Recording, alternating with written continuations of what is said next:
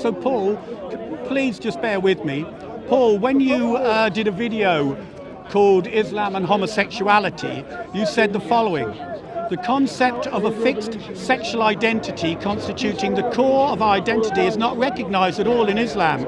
We should avoid condemning homosexuals, as we're all sons of Allah. Paul, this is what you said. The idea of homosexual and heterosexual is a modern idea. The benefit of not getting into labelling is we should treat same-sex desires as the same as any other desire. And you also said, Paul, no agreement on punishment of homosexual acts. Those on sodomy range from light execution based on a command from Muhammad of disputed authenticity.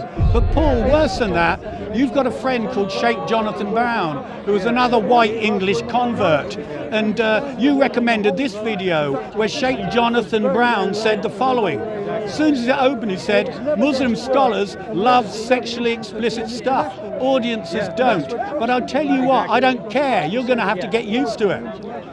Your friend Sheikh Jonathan Brown, who you recommended on this video, also said Muslim scholars, when talked about attraction of men to men with women to women, don't touch, please, that's assault. No, don't touch. No, it's the speaker's corner. Don't touch again, right? They didn't talk about it as unnatural attraction.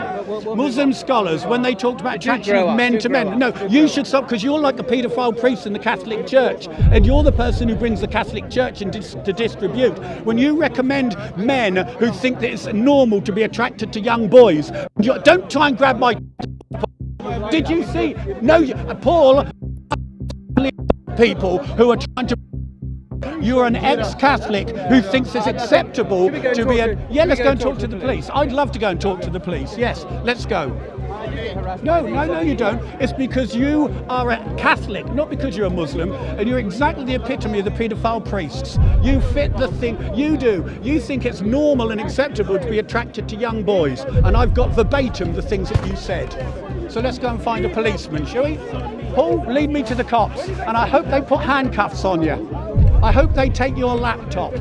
Let's go. Where are they? Where are they? And don't try and grab my bollocks again, though, Paul. Please. Did you see that on camera? He did that. Paul, let's go and find the cops. What do you mean? Paul, if you stand still, I'll never approach you again. We'll put this to bed. But it's not going to be put to bed until you're taken to book. Paul. They became Muslim. Paul, I'm going to say a rosary for you. I know inside you there's a good man. But Paul, you can't be making programs. Yeah, you can't be making... What is your name? No, Colin. You know my name's Colin. I'm sure you do. Let's stop here, right? No, let's stop here, Paul. No, because you might grab me again. No, you might grab me again, Paul. No, Paul, why do you think it's expectable and normal to be attracted to young boys? Paul, I don't know whether it's safe. He wants to take me to the bushes. Paul, do you want to go in the bushes? Paul, where are you going? Are you going to the, what do they call it, the cottage? He wants to take me cottaging in the toilets. Paul, don't go, my friend. Oh, look, he's going. He's going. Just give context to the viewers. So why? Say again. Just to give context to the viewers. What's going on? So why are you chasing Paul? What's going on? Okay. Are you ready? Yeah, I'm ready. 5 years ago, I saw a video, because I used to come down here talking about the evils of homosexuality and transgender and things like that. Yeah. And Paul Williams, right, the first thing when I spoke to him, he looked at me and he said, "Are you gay?" First thing he ever did when he looked at me. And I thought, oh, it's interesting, I must watch a few of his videos. And he did a video called, I've actually got the word for it, Islam and Homosexuality. So I picked up this, went online, went on YouTube, and he was sitting there in this mosque.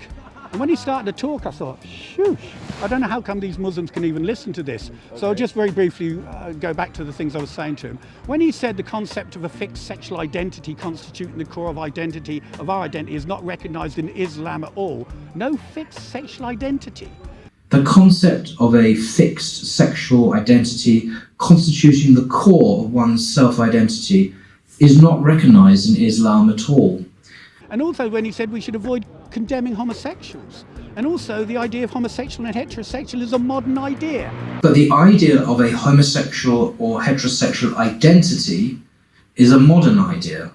I thought, how can these Muslims listen to this white, liberal, ex-flippant Catholic apostate coming into their mosque and saying these things? But then we also said there was no agreement on punishment of homosexual acts. Those of sodomy range from light to execution based on a command from Muhammad of disputed authenticity. Surprisingly, isn't agreement amongst the scholars about what the punishment should be in an Islamic society. Muslim scholars set the punishment for anal sex between men as anywhere from a relatively light one at the judge's discretion, as in the Hanafi madhab, to the same punishment as fornication, based on analogy to heterosexual acts, to execution, based on a command from Muhammad of disputed authenticity. But worse than that, he then recommended Sheikh Jonathan Brown. Now, I know he's been on his show even recently. This is his, I won't say his buddy, but he's a buddy of his. So I thought, let's check out what Jonathan Brown says. And as soon as Jonathan Brown's video started, he said he immediately went in, Muslim scholars love sexually explicit stuff. Oh, what is the Islamic perspective on, or how do you discuss the Islamic perspective on homosexuality? I think, the Islamic, by the way, this is going to get a little explicit, which I don't care about. And Muslim scholars love sexually explicit stuff. Right? But then also, this is the most dangerous thing. Muslim scholars, this is Jonathan Brown, this is the video Paul sent his viewers to watch, said the following. Muslim scholars, when they talked about attraction of men to men and women to women, they didn't talk about it as unnatural attraction, because they saw that, especially with young boys, that if a man was attracted to young boys, that they were confused because they see female beauty in a boy and they desire the boy. So they didn't say it was unnatural, and in fact they said it was natural because they were attracted to the beauty. Interestingly, Muslim scholars, when they talked about attraction of men to men or women to women, they didn't talk about that as unnatural attraction, because they saw that, especially with like a young boy, that if a man is attracted to a young boy, they're confused because they see female beauty in the boy, and they desire the boy, right? So they didn't say that's unnatural. It actually was natural to be attracted to the female beauty. It's just the person was kind of confused. Paul Williams, you sent your viewers to this Sheikh Jonathan Brown to hear your own thoughts. But then he also said, and then he also said, he also recommended an article in Variety Muslim Scholar on how Islam views homosexuality. Same bloke again, Sheikh Jonathan Brown. This is the one that made me want to track Paul down, right?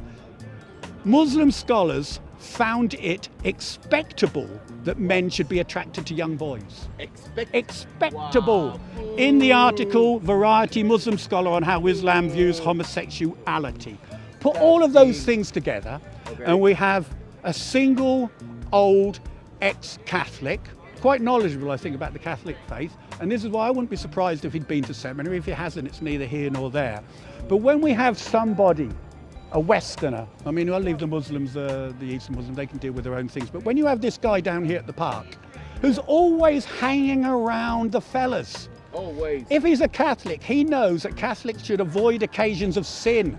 He should hang around with the women. If he's fighting same-sex attraction, he's always there right in the huddle of the guys. Paul, I want you to get to heaven. I ask that you get down on your knees and repent today. I mean, look, I could go to hell and you could go to flipping heaven. But you must admit the sickness that I hope you're wrestling. If you're not wrestling, mate, there's no hope for you.